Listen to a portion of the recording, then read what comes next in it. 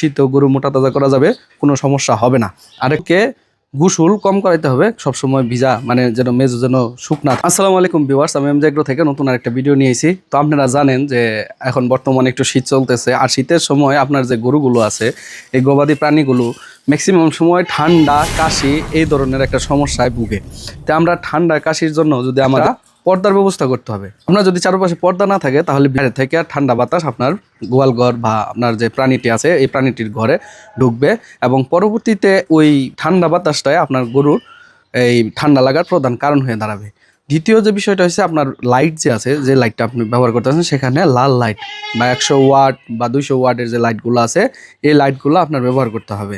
আর গরুকে গোসল কম করাইতে হবে, সবসময় ভিজা মানে যেন মেজো যেন শুকনা থাকে, যেভাবে রাখলে আপনার মেজোটা শুকনা হয় ওভাবে করবেন। আর সবসময় চেষ্টা করবেন যে গোবরটা যেন দেখা মাত্র আপনার যদি আগে আসতেন দিনে 3 বার, আগে যদি আপনি আসতেন দিনে 3 বার 4 বার, এখন আপনি আরেকটু সময় বেশি নেবেন, একটু পর পরে আসবেন, আইসা দেখবেন যদি কোথাও কোনো গোবর থাকে সেই গোবরগুলো ওখান থেকে সরাই দিতে। কারণ আপনি যদি ওগুলো সরাই দেন তাহলে এই গরুগুলো ওখানে পারাবে না এবং ওই জায়গাটা নষ্ট করবে না, জায়গাটা সবসময় শুকনো থাকবে।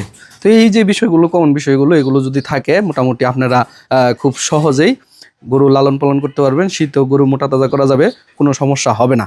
আরেকটা জিনিস আমি আপনাদের সাথে শেয়ার করতেছি, এটা হলো ঠান্ডার জন্য সবসময় আপনারা এই যে ফেনাডিল দেখতেছেন, আপনারা দেখতেছেন কিনা আমি জানি না, ফেনাডিল 30 ml এর ভলিউম এটা।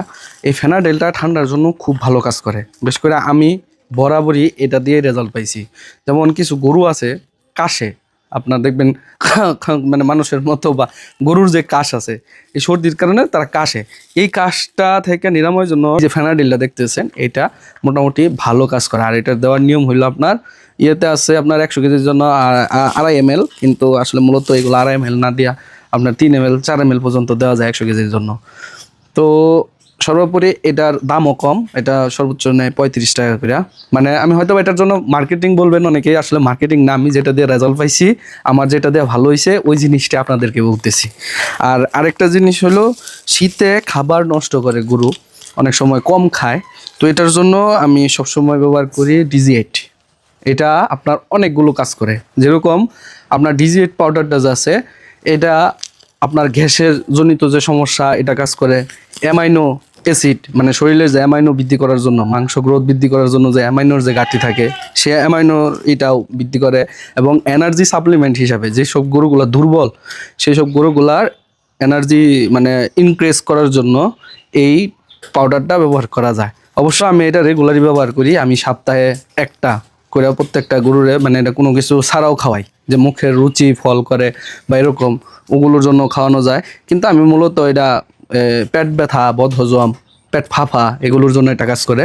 কিন্তু আমি এটা মোটামুটি সপ্তাহে একটা করে দিই, কারণ আমি জানি না যে কোন খাদ্য থেকে আমার গরুটার ডাইজেস্ট সিস্টেম কীরকম হবে, কী আসে বিষয়। তো এই যে বিষয়গুলো আছে, যে কয়টা কথা বললাম, মোটামুটি এই জিনিসগুলো যদি আপনি করতে পারেন আলহামদুলিল্লাহ আপনার গরুর কোনো সমস্যা হবে না। পাশাপাশি আরেকটা জিনিস রাখতে পারেন, সেটা হলো খোল। সরিষার যে খোলটা আছে এই খোলটা আপনারা রাখতে পারেন খাদ্যের তালিকায়, তাহলে হবে কি আপনার গরুর শরীর গরম রাখার জন্য সরিষার খোলটা খুব খুব ভালো কাজ করে। তো আজকে এই পর্যন্ত, ভিডিওটা অনেক বড় করে ফেলছি। সবাই এমজে এগ্রোর সাথেই থাকবেন, নতুন নতুন ভিডিও পেতে অবশ্যই লাইক কমেন্ট শেয়ার করে দিবেন। সবাই ভালো থাকবেন, সুস্থ থাকবেন, দেখা অন্য কোনো ভিডিওতে। আসসালামু আলাইকুম।